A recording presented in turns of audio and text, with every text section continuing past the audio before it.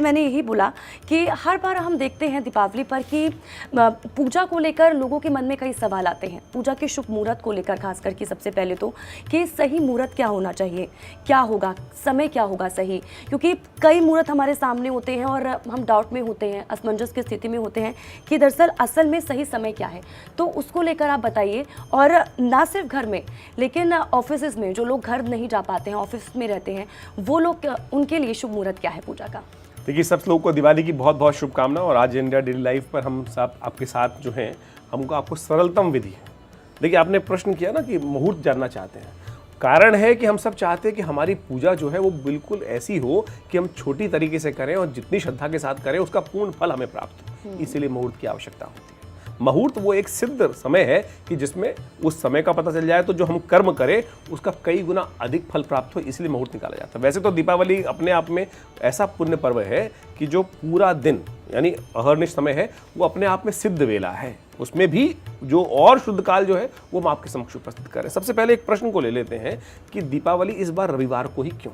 चतुर्दशी उस दिन आरंभ में है, दोपहर के मध्याह्न काल में अमावस्या आ जाएगी। तो कई लोग का मत ये है कि अगले दिन जो अमावस्या का तिथि जो है सोमवती अमावस्या पड़ रही है, उस दिन दिवाली क्यों नहीं? वो इस दिन नहीं पड़ रही क्योंकि दीपावली महारात्रि है। दीपावली महारात्रि, होलिका महारात्रि, शिव महारात्रि, सब रात्रि का महत्व है। और रात्रि में अमावस्या और साथ साथ स्वाति नक्षत्र का जो सुंदर योग पड़ता है, उसी वेला में भगवती महालक्ष्मी की जो पूजा करने का विधान है वो शास्त्र में वर्णित है। उसी कारण से दीपावली का ये शुभ योग जो बन रहा है वो इस बार रविवार के दिन जो पड़ रहा है, स्वाति नक्षत्र के साथ अमावस्या जब मध्याह्न काल के बाद आ जाएगी, इसलिए सबसे श्रेष्ठ रात्रि बन गई है। और ऐसे में भगवती का पूजन कर आप माँ भगवती को प्रसन्न करने का सुंदर कार्य करें। महालक्ष्मी ऐसी आप प्रसन्न होंगी कि पूरे वर्ष। आज इस कार्यक्रम में हम आपको बताने वाले हैं वो सूत्र भी, जब हम सब पूजा करते हैं उसके बाद चाहते हैं कि महालक्ष्मी वहीं विराजमान हो जाए, वो भी हम आपको सूत्र देने वाले हैं। और साथ साथ एक सूत्र और भी देने वाले हैं स्वाति जी, कि जिसमें ये पता चल जाए कि आपकी, हम जब चाहते हैं, जब पूजा करते होते सब मन में प्रश्न हो रहा है भगवान प्रसन्न हुए कि नहीं हुए जी, तो वो भी आज हम आपको बताने वाले हैं कि पूजा में कैसे आप जान सकते हैं कि भगवान प्रसन्न हुए। तो अपने मुहूर्त के बारे में पूछा था, तो सबसे पहले मुहूर्त की बात कर लेते हैं। तो मुहूर्त की वेला नोट कर लीजिए। देखिए, सबसे श्रेष्ठ मुहूर्त जो है वो पूजा विधि के अनुसार से होना चाहिए। सूर्यास्त के बाद का जो समय मुहूर्त होता है वो सूर्यास्त के बाद अपने आप में दिवाली का मुहूर्त शुरू हो जाता है। वृषभ लग्न सबसे श्रेष्ठ मानी जाती है, स्थिर लग्न है वो सबसे श्रेष्ठ मानी जाती है, तो उसमें मुहूर्त का समय रहेगा। तो दिल्ली इत्यादि समस्त क्षेत्रों के हिसाब से हम आपके लिए समय निकाल के लाए हैं। तो दिल्ली वालों के लिए सबसे श्रेष्ठ समय है शाम को 5:25 से लेकर रात्रि में। वैसे तो लंबा मुहूर्त चलने वाला है, लेकिन उस कलिकाल समझ लें कि करीब करीब 9:15 तक का मुहूर्त बड़ा शिष्ट रहेगा। वहीं मुंबई वालों के लिए 5:50 से लेकर करीब करीब रात्रि में 9:45 बजे तक का समय अच्छा है। लखनऊ वालों के लिए 5:30 बजे से लेकर करीब करीब 9:10 तक का श्रेष्ठ काल रहता दिखाई दे रहा है। अहमदाबाद वालों के लिए वही समय रहेगा, करीब करीब 5:55 से लेकर रात्रि में 9:45 बजे तक। चंडीगढ़ वालों के लिए भी बता देते हैं, पंजाब क्षेत्र के जो लोग हैं उनके लिए शाम को 5:30 बजे से लेकर करीब करीब रात्रि में 9:20 तक। यदि आप व्यापार संस्थानों में पूजा करना चाहते हैं, वैसे तो कोई दिक्कत नहीं, कभी भी कर सकते हैं, लेकिन उनमें हमने एक बड़े विशेष तौर पर निकालने का प्रयास किया है। दोपहर का समय जो है, जब अमावस्या आरंभ हो जाए तो करीब करीब 3:05 से लेकर करीब करीब माने आप 4:35 तक का समय बड़ा श्रेष्ठ रहेगा। ये शुभ वेला है और इसमें कई तरह के शुभ योग बन रहे हैं। इसके बाद भी यदि आप निकल जाएं तो कोई दिक्कत नहीं है, कहीं फंस गए हैं। और आज दिवाली का समय होता है, सब लोग मिलने का और बहुत सारे लोग आना जाना लगा रहता है। तो शाम का समय 5:25 से लेकर रात्रि में 11 बजे तक का मुहूर्त व्यापारिक संस्थानों में बड़ी सुंदर तरीके से लक्ष्मी, गणेश, कुबेर इत्यादि के साथ पूजन करने का सुंदर प्रयास करें। कल्याण होगा, बहुत बढ़िया तरीके से आपकी प्रसन्नता प्राप्त होगी। आचार्य जी, यहाँ पर आपने एक बहुत अच्छी बात बताई, क्योंकि कई बार, क्योंकि आपने बताया दिल्ली वासियों के लिए शुभ मुहूर्त क्या है, गुजरात वासियों के लिए, चंडीगढ़ वासियों के लिए, क्योंकि बहुत सारे लोग सोचते हैं कि ठीक है वहाँ तो सूर्यास्त का समय ये है और यहाँ पर अलग है, लेकिन वहाँ पर तो सूर्यास्त हो चुका है, तो क्या शुभ मुहूर्त होगा। ये आपने बहुत अच्छी बात बताई और दर्शकों को भी जो कंफ्यूजन होगी दूर हो चुकी होगी अब तक कि दरअसल जो शुभ समय है, जो शुभ मुहूर्त है, वो क्या है इस बार पूजा का। ये तो रही शुभ मुहूर्त की बात आचार्य जी। अब अगर हम यहाँ पर, क्योंकि देखिए लक्ष्मी और गणेश जी की पूजा होती है आज के दिन, लेकिन लक्ष्मी जी और गणेश को कहाँ स्थापित किया जाए, किस जगह पर स्थापित किया जाए, कौन सी जगह पर, ये इस पर भी लोग असमंजस की स्थिति में होते हैं। तो ये इसके बारे में जरा आप बताइए। जी, बहुत श्रेष्ठ प्रश्न है। और सबसे पहले समझ लें किन किन की पूजा की जानी चाहिए। ऐसे में कई तरह का, वैसे तो समस्त देवताओं की पूजा की जानी चाहिए, आपकी जिनमें श्रद्धा है उनकी अवश्य पूजा की जानी चाहिए। लक्ष्मी जी सबसे प्रथम, गणेश जी के साथ साथ गणेश लक्ष्मी की पूजन सबसे पहले किया जाता है। उनके साथ साथ कुबेर, धनाध्यक्ष कुबेर हमारे यहाँ कहे गए हैं, उनका पूजन भी किया जाता है। उनके मंत्र भी हम आपको बताने वाले हैं। उसके साथ साथ बही खाते इत्यादि जो व्यवसायिक स्थल है उनमें बही खाते, क्योंकि लक्ष्मी का जो आवन जावन जो होता है वो विशेष तो वहीं रखा जाता है, तो बही खाते इत्यादि का पूजन भी करने की व्यवस्था होती है। और व्यवसायी जो लोग हैं उनके लिए तो तुला, तराजू इत्यादि, कमल, दवात, तिजोरी, जहाँ पैसे रखते हैं, धन रखते हैं, उसको भी शुद्ध करके महालक्ष्मी का वास वहीं रहने वाला है। साथ साथ आप यदि कार्य व्यवसाय करते हैं तो उसमें भी मशीन इत्यादि का पूजन करना सबसे श्रेष्ठ रहता है। सबसे पहले एक अच्छा सा मंच बनाएं, वो हम विधि बताएंगे अभी पूरी तरह से। उससे पहले किन किन का पूजन करें ये आपने अभी जानना चाहा था, तो लक्ष्मी, गणेश, कुबेर इत्यादि इन सब के पूजन करने चाहिए। इनके मंत्र भी है, छोटे छोटे मंत्र हैं, वो हम आपको बता देते हैं। वैसे बड़े लंबे चौड़े मंत्र भी बहुत अद्भुत है, वो भी हम आपको बताएंगे। लेकिन सबसे पहले महालक्ष्मी जी के मंत्र की बात कर ले तो हम एक बहुत शुद्ध मंत्र आपके लिए लेकर आए हैं। देखिए, ह्रीं जो शब्द है ना, बीज जो है वो महालक्ष्मी का बीज माना जाता है। ह्रीं और श्रीं, ओम ह्रीं श्रीं महालक्ष्म्यै नमः, इस मंत्र का यदि आप जप करें और यथाशक्ति से इसी से समस्त पूजा कर लें, इसी से पुष्प चढ़ा दे, इसी से आचमन कर लें, यही मंत्र अपने आप में सर्वश्रेष्ठ है। गणेश जी का मंत्र जिस प्रकार से ओम गंगणाधिपतये नमः, ये भी कर सकते हैं। आज मैंने पूजा के बारे में बताया आपको कुबेर जी का। कुबेर जी का विशेष तौर पे है कौन? धनाध्यक्ष कुबेर जिनको कहा जाता है, वो उनका मंत्र है ओम यक्षाय कुबेराय वैश्रवणाय धन धान्य समृद्धि में देहि दापये स्वाहा। ये इनका विशेष मंत्र माना जाता है। और गणेश जी को प्रसन्न करने के लिए देखिए एक बात ध्यान रखिएगा, सबसे प्रथम पूज्य गणेश जी हैं तो सबसे पहले उनकी वंदना होनी चाहिए, हाथ में पुष्प लेकर सबसे पहले ओम गंगणाधिपतये नमः। ये तो आचार्य जी देखिए एक और चीज़, क्योंकि बहुत लोगों के मन में ये प्रश्न होता है, क्योंकि गणेश जी की से ही पूजा की शुरुआत होती है, आपने बताया ना, उसके बाद लक्ष्मी जी भी है, कुबेर जी भी है, आपने आचार्य जी ने आपने वो मंत्र भी बताए, क्योंकि बहुत सारे ऐसे मंत्र होते हैं और लोग कंफ्यूज हो जाते हैं कि किस मंत्र से शुरुआत होनी चाहिए और सही मंत्र कौन सा है। आचार्य जी आपने वो भी बताए। अच्छा, इस बीच में आपसे ये भी पूछना चाहूँगी, लोगों के मन में बहुत सी मनोकामनाएं होती हैं। आपने शुभ मुहूर्त बताया कि जब सूर्यास्त होता है और 5:25 से शुभ मुहूर्त की शुरुआत हो जाती है, लेकिन वो कौन सा समय है जो लोग जिनके अंदर मनोकामना होती है ना, तो वो किस मुहूर्त में लोग मांग सकते हैं कि उनकी मनोकामना पूर्ण हो जाए? देखिए, मनोकामना सिद्धि के लिए वैसे तो मुहूर्त सबसे श्रेष्ठ मैंने आपको बताया ही, लेकिन फिर भी एक ऐसी आकांक्षा होती है कि जो विशेष तौर पे हर कोई चाहता है कि वो पूर्ण हो जाए। एक मेन एम्बिशन होता है, एक छोटे छोटे सब एम्बिशंस होते हैं, एक मेन एम्बिशन भी होता है लोगों का। तो देखिए, रात्रि है, ये जागरण की रात्रि है। इसमें ये जो जागरण करते हैं, जागत है सो पावत है, जो सोवत है सो खोवत है, पुरानी कहावत है। और रात्रि में कहा जाता है कि हम लोग केवल दिए जलाकर, लाइट जलाकर छोड़ देते हैं और फिर सो जाते हैं। और कहा जाता है कि महालक्ष्मी भ्रमण कर रही होती हैं। महालक्ष्मी भ्रमण कर रही हो यानी किस्मत आपके द्वार पर आ रही है और आप सो रहे हैं, तो फिर आप सोच लीजिए कि तो फिर आएगी और चली जाएंगी, लेकिन उनको पकड़ना भी तो है, रोकना भी तो है। तो उसके लिए सबसे श्रेष्ठ मुहूर्त कहा जाता है कि रात्रि में एक मुहूर्त काल बन रहा है विशेष मनोकामना सिद्धि हो। उसमें किन देवताओं की पूजन की जाती है वो भी आपको बताएंगे, लेकिन उस काल को समझने करीब करीब रात्रि में 11:39 से लेकर रात्रि में 12:30 बजे तक का एक सिद्ध मुहूर्त बन रहा है इस बार।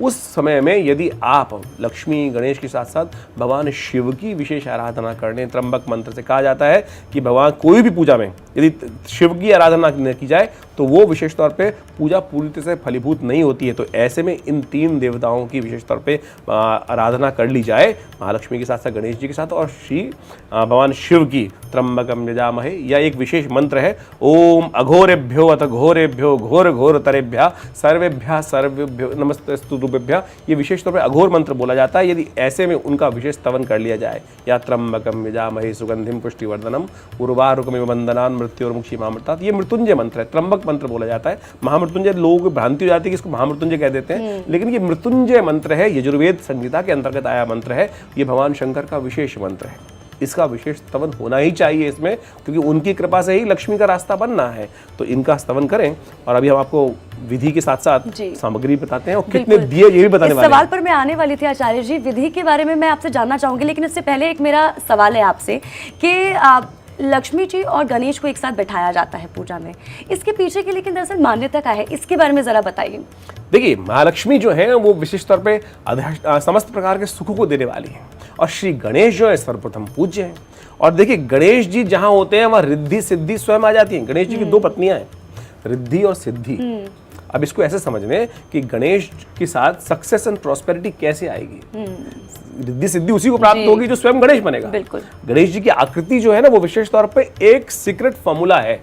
वो हाथी का सिर, सूंड कैसी, हाथ में अंकुश, ये समस्त प्रकार के, कभी समय मिलेगा तो उसको समझाएंगे, लेकिन सूत्र रूप से समझ लीजिए कि यदि इस शुभ दिवाली में एक कोई भी व्यवसाय करने जाते हैं तो they are secrets of business, 7 rules of success माने जाते हैं। तो वो 7 रूल्स, गणेश जी का वो सीक्रेट फॉर्मूला, जो आकृति है ना वो सीक्रेट फॉर्मूला है। यदि उसको आप जब बिजनेस करने जा रहे हैं तो अच्छे से उस सूत्र को समझ लें तो विशेष कृपा प्राप्त होनी निश्चित है। तो अब कभी अब लंबा चौड़ा समय होगा तो उसमें पूरी तरह से इंटरप्रिटेशन देंगे आपको, लेकिन अभी विशेष तौर पे सबसे पहले समझ लीजिए सामान क्या क्या इकट्ठा करना चाहिए पूजन के लिए। तो सबसे पहले पूजन के लिए वैसे तो कहा जाता है कि हमारे यहाँ कई प्रकार के पूजन किए जाते हैं। पंचोपचार पूजन, जिसमें जो 5, वो आपके देश काल परिस्थिति के अनुसार से समझना चाहिए।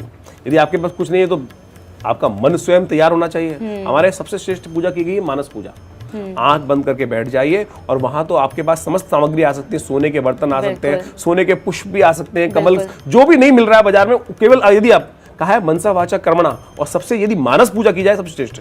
लेकिन हमारे यहाँ राजोपचार पूजा, 64 उपचार पूजा, षोडशोपचार पूजा, पंचोपचार पूजा, यानी 5 चीजों से भी कर सकते हैं। तो जितनी आपके पास सामर्थ्य हो वो आप उतनी करने का प्रयास करें। लेकिन कुछ चीजें खास, हल्दी, रोली, चावल, लक्ष्मी गणेश की प्रतिमा, एक वस्त्र, नारियल, ये इस प्रकार से रखें यहाँ पे लाके, उसके कोई कलश बनाया जाएगा। कलश के बिना कोई पूजा नहीं। फल फूल मीठा इत्यादि, ऋतुफल इत्यादि, दीपक, दीपावली दीपों का त्योहार है तो कहा जाता है कितने दीपक जलाए जाए, तो कहा जाता है 27 दीपक अवश्य विशेष तौर पर जलाने चाहिए। 26 दीपक वैसे जलाए, एक चौमुहा दीपक जला के यदि आप पूजन करने की सुंदर व्यवस्था बनाएंगे तो आपकी मनोकामना सिद्धि के रास्ते बनेंगे। खील पताशे, देखिए एक बार विशेष तौर पर पुराने जमाने की परंपरा है, आजकल तो नई नई मिठाई आ गई। देखिए हमारे सामने भी इतनी प्रकार की मिठाई फल रखे हैं, लेकिन पुराने जमाने में चलता था खील पताशे इत्यादि, वो हमारे प्राचीनतम उसको है, उनका भी विशेष महत्व है, तो उनको भी विशेष तौर पे इसमें स्थान दिया जाना चाहिए तो बड़ा अच्छा रहेगा, आनंद रहेगा। अच्छा आचार्य जी, आपने ये तो बताया, विधि बताई आपने ये भी बताया कि किन किन मिठाइयों का प्रयोग कर सकते हैं, फलों का प्रयोग करते हैं, क्योंकि जैसे आपने ये भी बताया कि पहले तो ऐसा कुछ भी नहीं था पहले ज़माने में। ये भी बताइए, क्योंकि बहुत से लोग होते हैं कि उनको पकवानों के बारे में पता नहीं होता, त्योहारों पे क्या बनाना चाहिए, दिवाली पर खासकर क्या बनाना चाहिए, किन चीज़ों का घर में बनाकर उस चीज़ का भोग लगाना चाहिए, उसके बारे में ज़रा बताइए। देखिए सुनिए, सबसे पहले भोग की बात आई कि भोग क्या लगाना चाहिए। आमतौर पे आज के ज़माने में क्या हो गया कि बाजार से लाते हैं और भोग होना चाहिए पवित्र, नहाकर शुद्ध पवित्र होकर भगवान की भावना। आपकी पूरा जमाने में याद होगा, माता जी जब खाना बनाती हैं तो गाना गाते हुए, भजन करते हुए, बड़ी सुंदर तरीके से पकाकर जब वो खाएंगे तो आपको भी मन आनंदित होगा। बाजार से लाया हुआ फल यदि खाए, बाजार से लाया हुआ सामान सामग्री जो होगी उसका भोग लगाएंगे तो वो तो व्यावसायिक दृष्टिकोण से है। मैं कहूँगा खुद शुभ परिकर, जैसा भी आपकी श्रद्धा हो, सब प्रकार से खीर, पूड़ी इत्यादि, हलवा इत्यादि जो भी आपके सब बना सकते हैं, आपकी जो क्षेत्रवाद, देश काल परिस्थिति के अनुसार से। अब जहाँ जो है, अब आप पहाड़ में रहने वाले के लिए वहाँ जो औषधि मिलती है उसके लिए वो वहाँ के ऋतुफल, हमारे यहाँ कहा गया अभी मैंने आपको एक शब्द उच्चारण किया था, ऋतुफल। अब ऋतुफल यानी आपके क्षेत्र के अनुसार से जो ऋतु चल रही है उसके हिसाब से आप जो फल है वो भगवान को अर्पित करने का विशेष व्यवस्था आती है। तो आपकी श्रद्धा के दृष्टिकोण से किस प्रकार से की जाए, तो पूजा कैसे समझ लें कि पूजा के लिए मेन विधि क्या होनी चाहिए। सबसे पहले कोशिश करें उत्तराभिमुख होकर बैठे या पूर्वाभिमुख होकर बैठे, ये ध्यान रखना चाहिए। दक्षिण मुख होकर नहीं बैठना चाहिए, उत्तराभिमुख या पूर्वाभिमुख होकर बैठने का प्रयास करना चाहिए। सबसे पहले क्या करना चाहिए, आचमन, ये जल लेकर पवित्रीकरण, जिस प्रकार से ओम अपवित्रा पवित्रो वा सर्वावस्थांगतो पिबा, जो सामग्री इत्यादि उन सबको ही पवित्र करें। सब लोगों को आचमन कराएं, 3 बार ओम ओम ओम कहते हुए आचमन इत्यादि करें। उससे पहले दीपक एक जल प्रज्वलित अवश्य कर लें। कहा जाता है किसी भी कर्म को करने से पहले एक दीपक जिस प्रकार से हमारे जल रहे हैं यहाँ पर, ये प्रज्वलित करना परम, क्योंकि हमारे कर्म का साक्षी होता है। जो हम कर्म कर रहे हैं, कहा जाता है कि भगवान बटुक भैरव का ध्यान करते हुए उनका विशेष तौर पर प्रतिष्ठा की जाती है कि ये समस्त प्रकार से अंधकार को दूर करके प्रकाश को, ज्ञान को जलाने वाला जो है, उसमें विशेष तौर पे घी का दीपक कम से कम पहले एक प्रज्वलित करें। बाकी सब तेल इत्यादि जो भी आप चलाना चाहें वो कर सकते हैं। और खासतौर पे एक बात ध्यान रखें, किस तरफ चलाएं, देवता के दाहिनी हाथ में अक्षत बिछाकर उसके ऊपर विशेष तौर पे दीपक रखने के प्रयास करना चाहिए। और दीपक संपूर्ण रात्रि, ये जो प्रतिष्ठा है ना। अच्छा आचार्य जी, आप इससे पहले दिए की बात कर रहे थे, अब ये भी सवाल मन में कई बार उठता है कि दीपावली के दिन घी के कितने दिए जलाने चाहिए। अगर आप तेल का उपयोग करते हैं तो कौन सा तेल, तिल के तेल का उपयोग करना चाहिए, तो इसके बारे में भी थोड़ा बताइए। देखिए सबसे पहले समझ लें कि तेल क्या है। संस्कृत शब्द और इंग्लिश में बहुत फर्क है जी। इंग्लिश में क्या है कि ऑल द ऑयल, जितने भी ऑयल्स होते हैं उनके लिए एक ही शब्द है, oil oil oil oil oil use करते हैं। संस्कृत के अंदर हर चीज के लिए अलग तेल का मतलब जो है वास्तव में तिल का तेल ही है।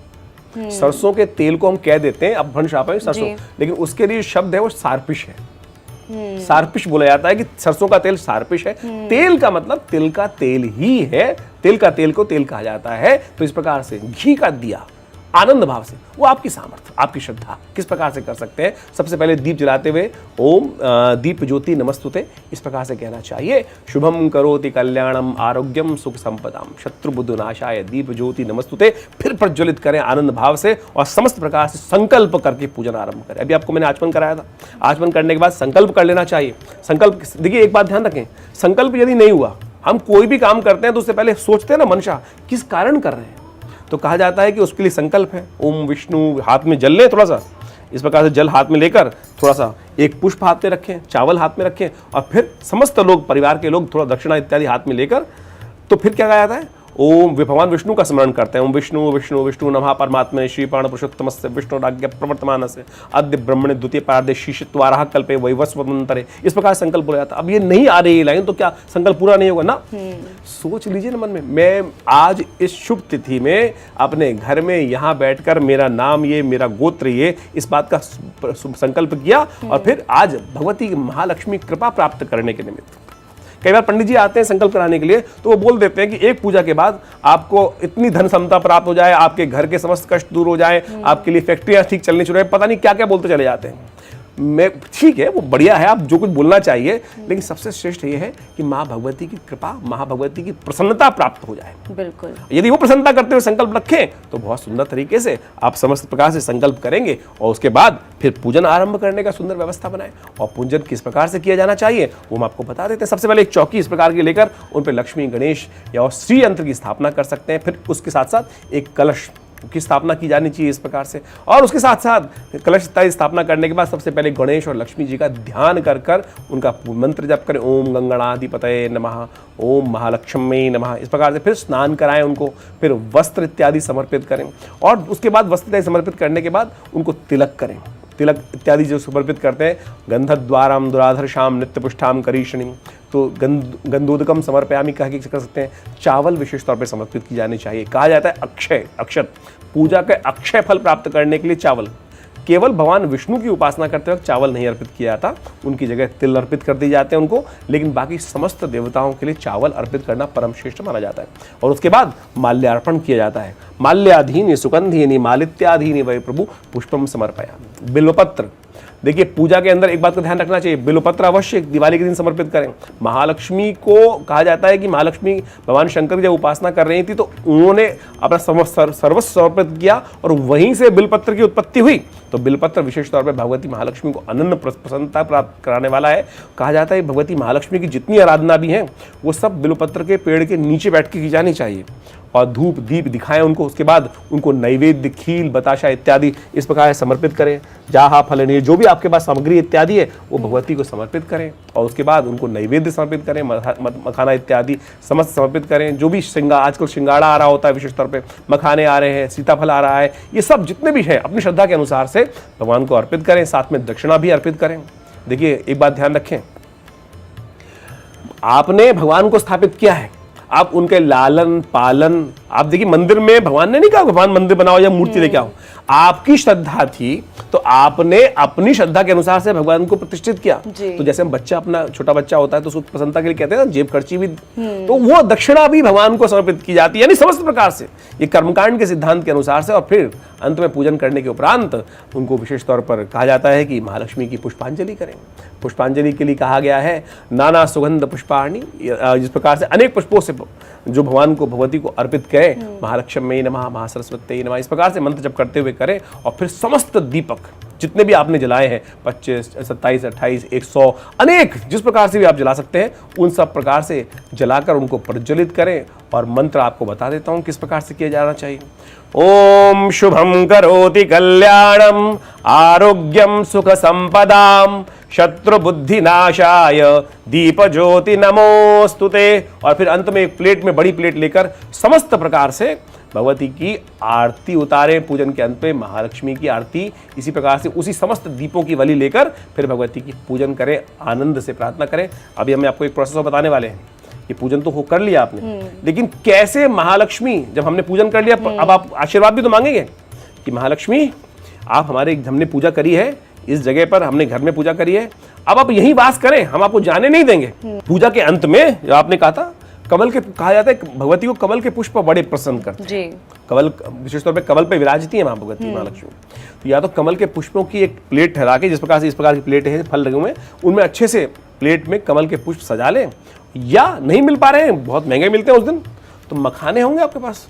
मखाने जो है वो विशेष तौर पे कमल के बीजों को यदि भून दिया है तो वो फूल जाते हैं, वो भी फूल ही कहलाते हैं कमल के। तो उनको अच्छे से एक प्लेट में सजाकर ओम ह्रीं महालक्ष्म्यै नमः, या यदि आपको श्री सूक्त के मंत्र याद है जो इस प्रकार से है, ओम हिरण्यवर्णाम हरणीम सुवर्ण रजस्रजाम चंद्राम हिरण्यमयीं लक्ष्मीं जातवेदो माव ताम आव जातवेदो लक्ष्मी मनपकामिनीं। ये 16 मंत्र हैं। मैंने एक मंत्र बोला है, पहले दूसरा मंत्र आरंभ किया था। इनका यदि प्रार्थना करते हुए भगवती महालक्ष्मी को वो शैया प्रदान कर दें पूजन के अंत में समस्त प्रकार से कि प्रसाद इत्यादि के बाद, कि माँ ये आपको मैं शैया प्रदान कर रहा हूँ, कमल पुष्पों की शैया, आप पूरे वर्ष मेरे घर में विराजें। बाहर लक्ष्मी चंचला है, यदि एक सेकंड भी कुछ गलत कृत्य हुआ तो वो रुकने वाली नहीं है, वो तो हाथ से फिसल जाएंगी। तो बड़ी आनंद श्रद्धा के साथ ये कर्म करें, देखिए आपके ऊपर ईश्वर की कृपा, महालक्ष्मी की कृपा अवश्य होगी। अच्छा, अब वो वाला सवाल आचार्य जी जो आप ये बोल रहे थे कि ये पता कैसे चलता है कि जो हमने पूजा की है वो सफल रही है, ये ज़रा बताइए, क्योंकि बहुत से लोग हैं उनके मन में ये सवाल हमेशा रहता है कि पूजा तो हो गई है, अब इसका फल मिलेगा या नहीं मिलेगा, हमारी हम जो मांग कर रहे हैं या फिर मनोकामना है जो हम अरदास कर रहे हैं वो भगवान तक पहुँची या नहीं पहुँची, और वो पूरी होगी भी है नहीं होगी। जी बिल्कुल, जो आपने दिए जलाए हैं ना वही बता सकते हैं कि आपको किस प्रकार से पूजा का विशेष तौर पे पूजन आपके किस प्रकार का फल प्राप्त होता है। हमारे यहाँ कई प्रकार के सूत्र बताए गए हैं, हर एक के मन में लालसा होती है। जो पूजन आप दीपावली जो है वो दीपों की रात्रि है। देखिए पूजा के समय यदि एक बात ध्यान रखें, कभी भी दिया बुझना नहीं चाहिए, ये ध्यान रखना चाहिए हमको। अब हम उसकी व्यवस्था करने का प्रयास करें, दीपक अखंड ज्योति रहनी चाहिए। केवल पुष्प पड़ गया दीपक के ऊपर बुझ जाता है तो वो शकुन अच्छा नहीं माना जाता। तो सबसे पहले सुंदर व्यवस्था करने का प्रयास करना चाहिए। सावधानी, पूजन आपने किया है वो आप उसका फल कैसे हो, तो पूजा के समय अगर दीपक की लौ दाहिनी तरफ झुक जाती है तो समझ लीजिए आपको शुभ फल प्राप्त करने का सुंदर योग बन रहा है। दीपक की लौ का रंग ज्यादा नीलापन लिया हुआ हो तो कहा जाता है कि पूजा का फल कम हो जाता है। तो ये जो रंग नीलापन जो है वो शनि का प्रतीक माना जाता है। और पूजा की लौ अस्थिर हो तो ये भी अच्छा नहीं माना जाता। तो ऐसी जगह स्थिर करने का प्रयास करें जहां से हवा आ रही हो तो बुझ जाएगी, तो इसको प्रयास करें। ये संकेत अनावश्यक खर्चा होने का भी दिखाता है। दीपक की लौ बड़ी हो, अच्छे से आगे तक चल रही हो तो दिखा रहा है कि आपकी मनोकामना सिद्धि, हर काम में आगे बढ़ने के सुंदर अवसर प्राप्त होने वाले। दीपक की लौ स्थिर होती है तो एक समान रहती है, समझ लेना चाहिए कि आप पर बहुत जल्दी महालक्ष्मी की कृपा प्राप्त होने का सुंदर अवसर पड़ रहा है। आरती के समय एक बात का ध्यान रखें, यदि दीपक बुझ जाता है तो अपशगुन माना जाता है, इसका विशेष तौर पर ध्यान रखना चाहिए। यदि ऐसा अपशगुन हो जाए तो फिर एक मंत्र बता देते हैं। कहा जाता है कि ओम शरणागतिनाथ परित्राण परायणे सर्वशार्ति हरे देवी नारायणी नमोस्तुते। ये माँ आपकी शरण में हूँ। माँ की शरणागति प्राप्त, आप कुछ अशुभ हो गया तो उसको ठीक करने का तरीका, माँ दंडवत प्रणाम करें, शरणागति प्राप्त करें, और देखिए माँ के शरण में तो सब प्रकार के कष्ट दूर होने के योग बन जाते हैं। और यदि आभास हो रहा है इस प्रकार का तो फिर उसको ठीक करने की व्यवस्था हमने आपको बताई दी है, उसके अनुसार से करेंगे तो बहुत सुंदर तरीके से इस प्रकार से आप उसको ठीक करने की सुंदर व्यवस्था बना सकते हैं। बिल्कुल। अच्छा आचार्य जी, तमाम चीज़ों के बारे में आपने बताया कि शुभ मुहूर्त क्या है, विधि क्या होनी चाहिए, सामग्री क्या होनी चाहिए, मंत्र क्या होने चाहिए। अब निषेध क्या क्या है, निषेध क्या है, अगर हम पूजा की बात करें क्या क्या नहीं होना चाहिए पूजा के समय में, क्या नहीं करना चाहिए, किन गलतियों से बचना चाहिए, ये ज़रा बताइए। देखिए पूजा के समय सबसे बढ़िया, बहुत बढ़िया प्रश्न स्वाति जी ने यहाँ पे किया है हमारे साथ। सबसे पहले समझ लेना चाहिए कि क्या नहीं करना। ये सबसे निषेध सब हर जगह होते हैं, डू एंड डोंट्स जो होते हैं उसको हमें समझते हुए कार्य करने का प्रयास करना चाहिए। सबसे पहले तो अपने मन को मनसा वाचा कर्मणा एकाग्रचित्त भाव रखना चाहिए, पवित्र होना चाहिए।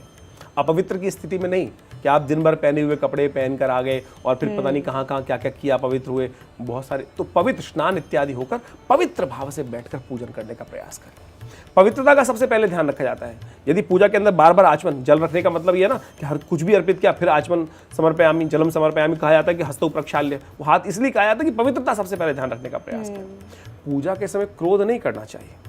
पूजा के समय पट पट पट पट पट पट कुछ करते चले जा रहे हैं, ये नहीं किया, वो नहीं किया, ऐसा नहीं आया, आज अच्छा नहीं बनाया, ये नहीं कराया, वो नहीं कराया, घर में बैठे हो इधर को आंख दिखा रहे हो, उधर को आंख दिखा रहे हो। पूजा थोड़ी होगी भाई, जैसा है जो भी हो गया बहुत बढ़िया हो गया, ये भाव रखने का प्रयास करें। बिल्कुल। तो आचार्य जी बहुत चीज़ों के बारे में आपने बताया, बहुत सारे जो सवाल होते हैं उनको आपने दूर किया, खासकर कि चाहे हम मुहूर्त की बात करें, क्योंकि शुरुआत में ही मैंने कहा था कि हर बार हम दीपावली पर देखते हैं कि कई मुहूर्त हमारे सामने होते हैं और हर बार हम यही सोचने बैठ जाते हैं कि सही समय क्या है। उसके अलावा आपने विधि बताई क्या क्या नहीं करना चाहिए, क्या करना चाहिए। इसी के साथ ही आपने ये भी बताया कि जो लोग घरों से दूर हैं, चाहे वो ऑफिसेज में है, तो वो किस तरह से पूजा कर सकते हैं, मनोकामना मांग सकते हैं, और खासकर वो चीज़ कि मनोकामना किस तरह से भगवान तक पहुंचाई जा सकती है, वो भी आपने बताया, बहुत अच्छे से वर्णन भी किया उसका। तो बहुत बहुत शुक्रिया इन तमाम बातचीत के लिए। और जाते जाते एक बार फिर से इंडिया डेली लाइव के सभी दर्शकों को एक बार फिर से दीपावली की बहुत बहुत शुभकामनाएं। नमस्कार।